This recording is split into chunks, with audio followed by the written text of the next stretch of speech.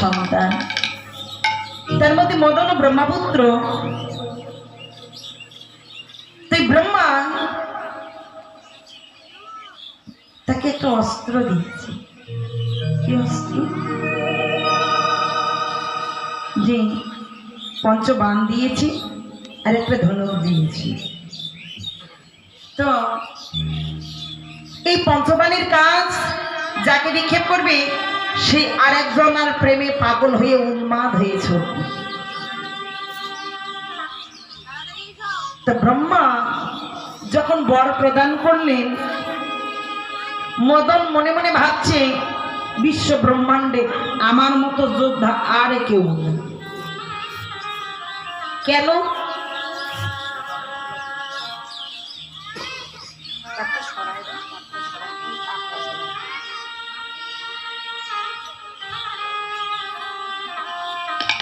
কারণ ব্রহ্মা পঞ্চবাণে দেওয়া মাত্র মদন মনে মনে ভাবছে যে ত্রিভুবনে আমার মতো বড় যোদ্ধা আর কেউ নেই। কেন?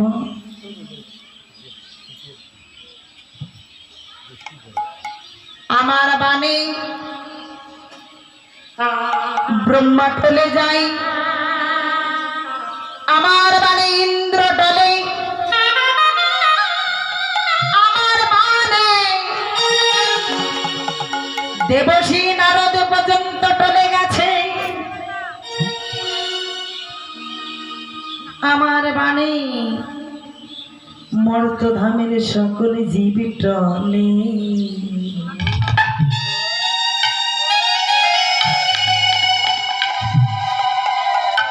মদন মনে মনে ভাবছে তাহলে আমার মতো বড় যোদ্ধা আর কি। মদন চলে গেলেন বৃন্দাবনে। কেন গেলেন? যে কৃষ্ণকে পরাজিত করতে। কৃষ্ণকে পরাজিত করবে আর ওনাকে স্বয়ং নিজেই কৃষ্ণ অবতার। ভগবান বলছে মদন এত দম্ভ ভালো না রে, এত দম্ভ ভালো না। কেন? মদন দম্ভ করে ওই বৃন্দাবনে গিয়ে তার পঞ্চবাণ মদন মদন শোষণ স্তম্ভন মোহন এই 5টি বাণ। জগতে দেখবেন অল্প বিদ্যার ভয়ঙ্কর বেশি, তাই না? যদি অল্প বিদ্যা হয় খুব ভয়ঙ্কর হয়। আর এই ঘরের মধ্যে দেখবেন যদি অর্ধেক জল হয় সেটা টলমল বেশি করে, আর ভর্তি যদি হয় সেটা একদম বাজে না। তো এই মদন 5টা বাণ পেয়েছে তো ও টলমলটা বেশি হয়ে গেছে। পঞ্চবাণে নিয়ে গিয়ে একটা বাণে ছেড়ে দিল। ভগবান বলছে মদন তোর যদি দর্প শূন্য না করি জগতে আমাকে তো দর্পহারি বলে কেউ ডাকবে না। কি ভগবান যদি দর্প শূন্য না করে তাহলে ওকে কেউ দর্পহারি বলে ডাকবে?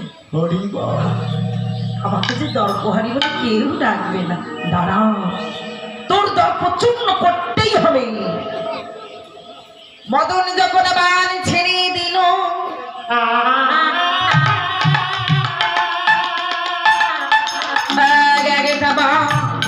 আমার গোবিন্দের চরণে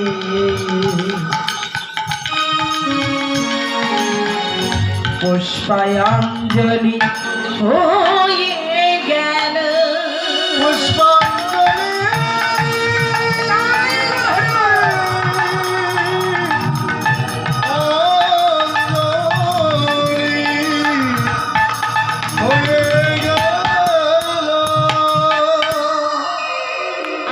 বাণ ছেড়ে দেয়, গোবিন্দের গলায় গিয়ে মালা হয়ে দোলনা দেয়। আর একটা বাণ ছেড়ে দেয়, গোবিন্দের চরণে পুষ্পাঞ্জলি হয়। একে একে 5টা বাণ শেষ, অর্থাৎ 5টা বাণ শেষ। আচ্ছা, অস্ত্র ছাড়া যুদ্ধ করতে গেলে কেউ তাকে যোদ্ধা বলে? কি গো, তুনে বাণ নাই, যোদ্ধার কোনো মান নাই। তুলে যদি বাণ না থাকে যোদ্ধার কি আর মান থাকে? মান তো মদন পরাজিত। গোবিন্দের কাছে চ্যালেঞ্জার, প্রভু আজকের পর থেকে আমি শুধু মদন, আমি শুধু মদন। আপনি হলেন বৃন্দাবনের অপ্রাকৃত নবীন মাধব। যেদিন আমার মদনকে পরাজিত করেছিলেন ঠিক সেই দিনে আমার গোবিন্দের নাম অপ্রাকৃত নবীন মদন, কাম গায়ত্রী কাম বিদ্যার উপাসক। সেই দিন আমার গোবিন্দের নাম নবীন মদন হয়ে গেল। আজকের পর থেকে আপনি নবীন অপ্রাকৃত মদন, আমি হলাম শুধু মদন। তাই প্রভু আমাকে তো পরাজিত করলেন, কিন্তু আমাকে এই রাজ্য থেকে কি চলে যেতে হবে? একটু জায়গা দেবেন না? মদন বলছে আমাকে জায়গা দেবেন না? গোবিন্দ বলছে মদন যা, কথা দিলাম আজকের পর থেকে আমি যে ঘরে থাকবো তুমি সে ঘরে থাকবে, আর তুমি যে ঘরে থাকবে আমি সে ঘরে যাব না। যে ঘরে কৃষ্ণবাস সেই ঘরে মদনের কোনো নাই আসবাস। তাহলে মদন যে ঘরে সে ঘরে কৃষ্ণ নয়, আর যে ঘরে কৃষ্ণ ওই ঘরে মদন নয়। তো আজ যোগমায়া স্মরণ করে মা যশোমতী কৃষ্ণকে যখন জাগিয়ে দিলেন, ভগবানকে জাগানো হলো, ভগবানকে জাগিয়ে দিলেন কোথায়? ঘরের মধ্যে। যখন জাগিয়ে দিলেন ভগবান আমার ঘুমের ঘরে, তাকে জাগাতে হবে। যশোমতী, যশে যারা থাকে মতি, তাহলে জাগিয়ে দাও কোন ঘরে? আমার এই দেহ ঘরে। যার ঘরে কৃষ্ণ জেগে আছে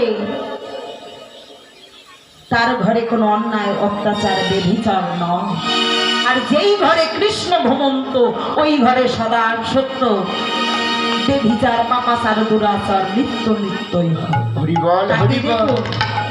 প্রত্যেকে বলে জীব মাত্র শিব, তাই না? যত্র জীব তত্র শিব। আচ্ছা একটা প্রশ্ন, প্রত্যেকের ভিতর ভগবান আছে, আছে না? সকলেরই ভিতরে যদি গোবিন্দ বিরাজ করে তাহলে তো কেউ অন্যায় করিবার কথা না। প্রশ্ন না? ভগবান যার ঘরে সে ঘরে কি কখনো অধর্ম হয়? তার দ্বারা কি অধর্ম চলে? যত্র জীব তত্র শিব। তাহলে ভগবান প্রত্যেকের ঘরে, ভগবান যদি প্রত্যেকের ঘরে, তাহলে আমরা অন্যায়গুলো করি কেন? প্রশ্ন, কেন করি? অনেকে বলে ভগবান করায়, ভুল ধারণা, মূর্খ। ভগবান কোনোদিন করায় না, আমরা করছি। কিভাবে? ভগবান আমার এই দেহ ঘরে বিরাজিত করছে, তাকে জাগিয়ে দিতে হবে।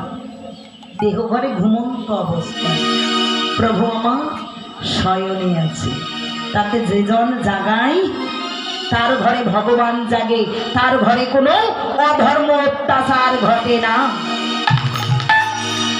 ভগবান আমার কোন ঘরে? চতুর্দল মূলাধারে কুণ্ডলিনী সর্বাকারে জীবাত্মাকে বন্দী করে।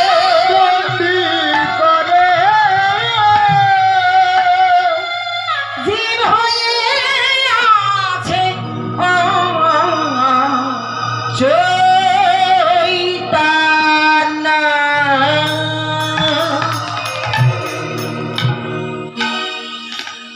ভগবান ঘুমাচ্ছে কোথায়?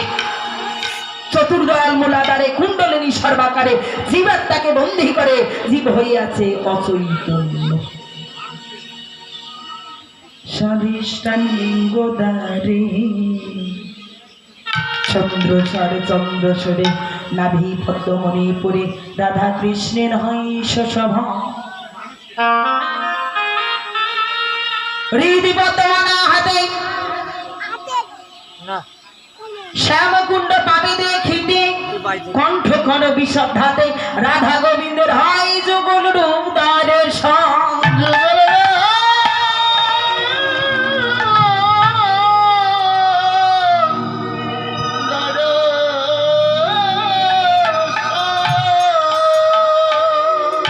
তাকে জাগিয়ে না কি করে?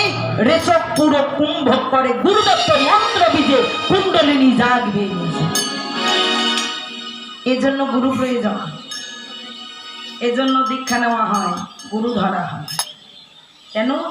ভগবানকে জাগৃত করার জন্য। সে ঘুমাচ্ছে, ওকে জাগিয়ে দিতে, যে জন জাগাবে তার ঘরে ভগবান জাগবে। তাই মা যোগমা অর্থাৎ যশোমতী যোগমায়াকে আশ্রয় করে কৃষ্ণ গোপালকে যখন জাগিয়ে দিয়েছেন, গোপাল জেগে উঠে সকাল অনুসঙ্গে নানা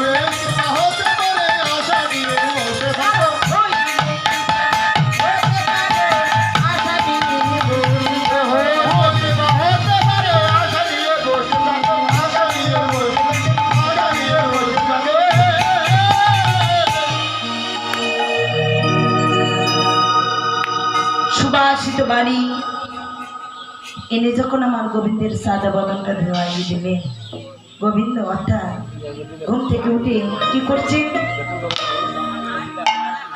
অর্থাৎ কৃষ্ণ গোপাল গোয়ালার ঘরে এসেছে। কার ঘরে? গোয়ালার ঘরে। অর্থাৎ ঘোষের ঘরে তার জন্ম।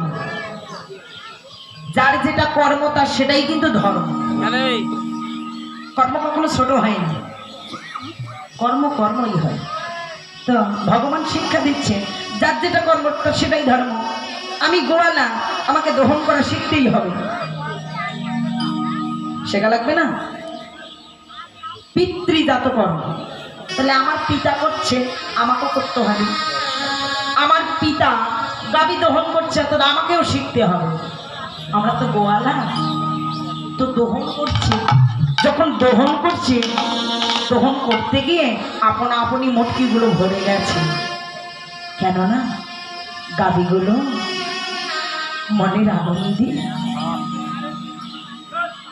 গোবিন্দের সঙ্গ পাওয়া মাত্র আপনা আপনি দুঃখ প্রদান করছে। প্রভু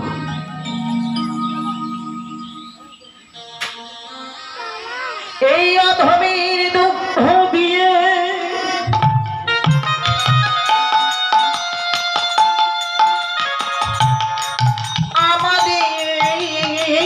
আমাদের মতো পশু অবলা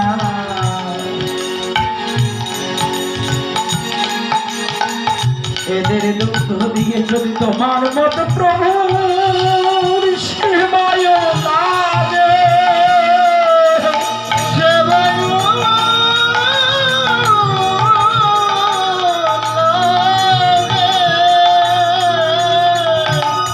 আমার পশু জান ধন্য হয়ে যাবে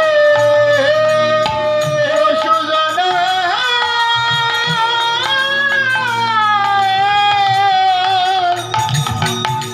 পশু জান ধন্য হয়ে যাবে।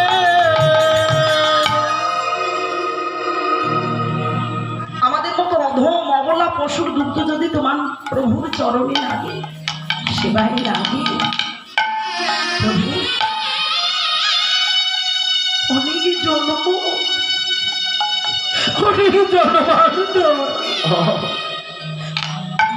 তোমার সাধনা করেছি ভজনা করেছি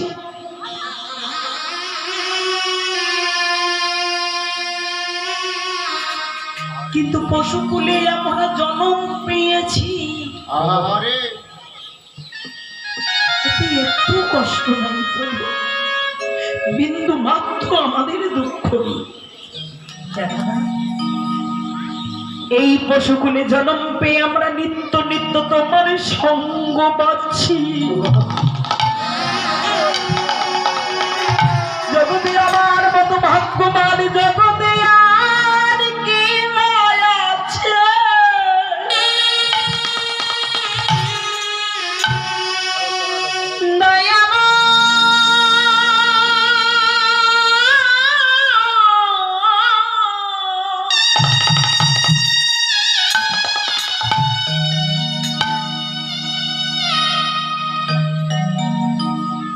আমি যোগী নই মুনি নই ঋষি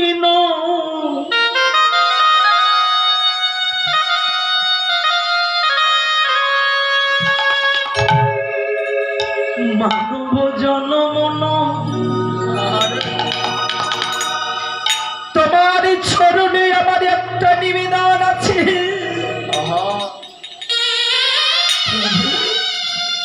যোগী মুনি ঋষি রূপে নয় তুমি আমাকে যে কোলেই জন্ম দাও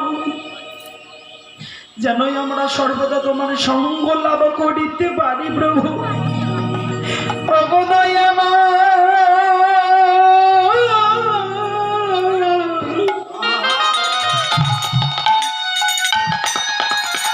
তোমার চরণে আমার এই নিবেদন যেন আমায় তুমি সঙ্গ জানা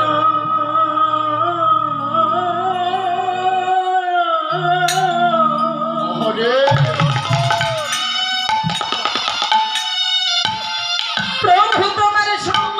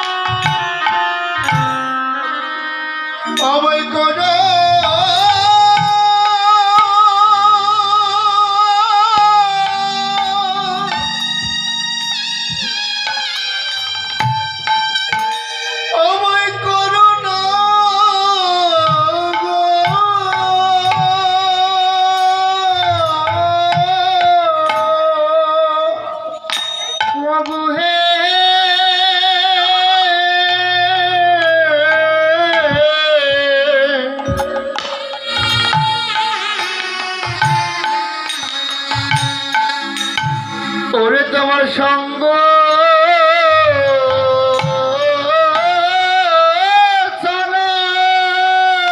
বলে হরি হরি বল হরি বল।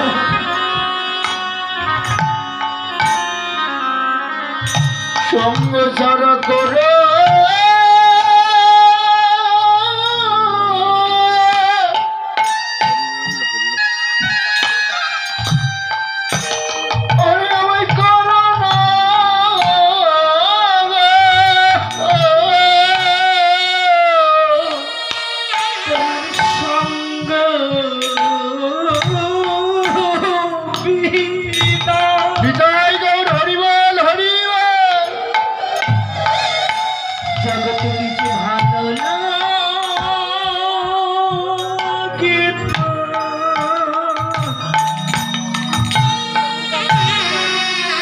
ওরে আমার শঙ্খ ছাড়া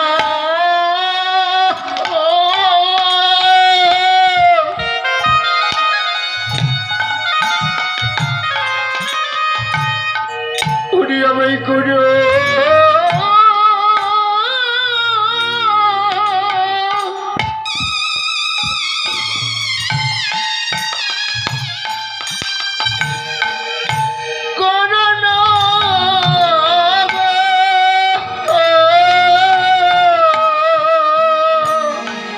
গোবিন্দ তোমার সঙ্গ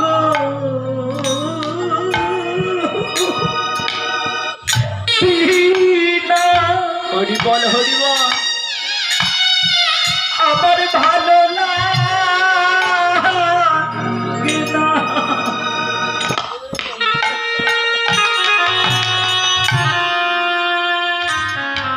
আমার সঙ্গ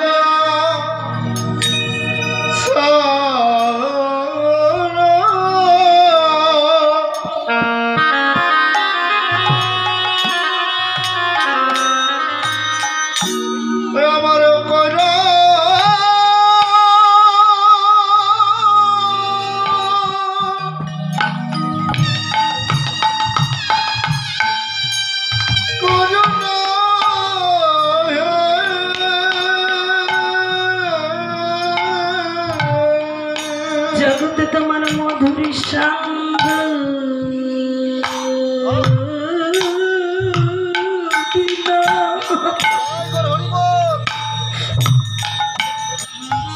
আবার কিছু ভালো লাগে না। আমার সঙ্গ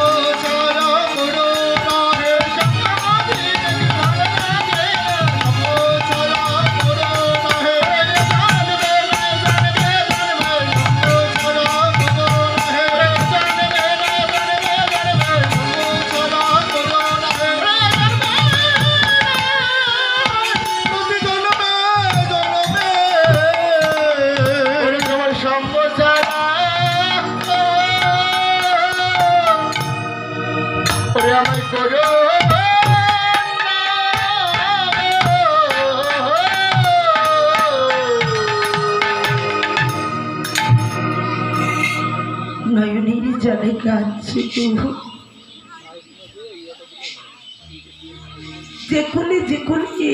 যে অবস্থাতেই জন্ম হোক, তোমার মধুর যেন সঙ্গটুকু পাইনি।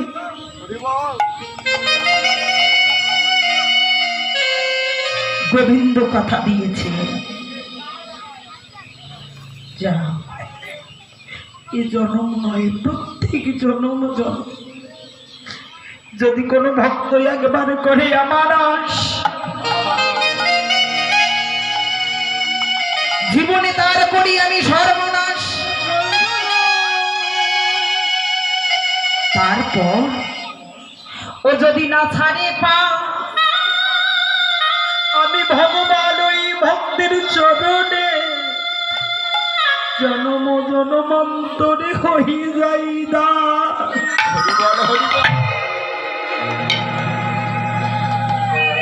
ভগবান বলছে যে করবে আমার আশ, তার আমি করি সর্বনাশ। এরপর যদি আমার না ছাড়ে পা, আমি ভগবান তার চরণের দাস হয়ে যাই। ধেনুগুলো পশুগুলো কাঁদছে প্রভু, অনেক মানব কুলে জন্ম পেয়ে তোমার সঙ্গ পাই না, আমরা পশু কুলে জন্ম পেয়েছি।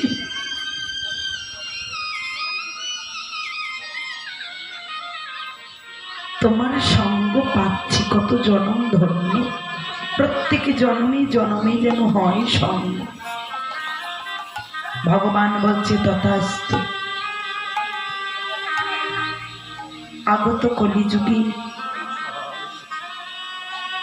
আমি যেদিন নিমাই রূপে যাব,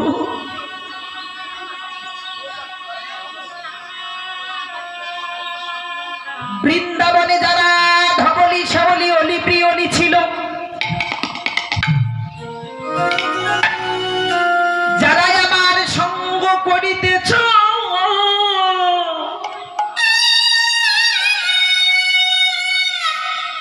কথা দিলাম আগত কলি যুগে তোমার মৃত অঙ্গ দিয়ে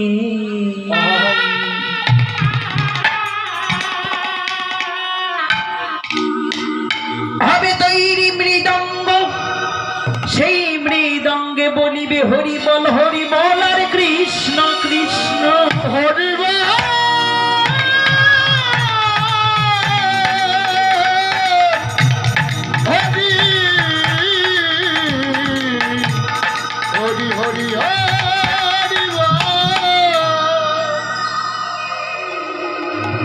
তাকিয়ে দেখুন,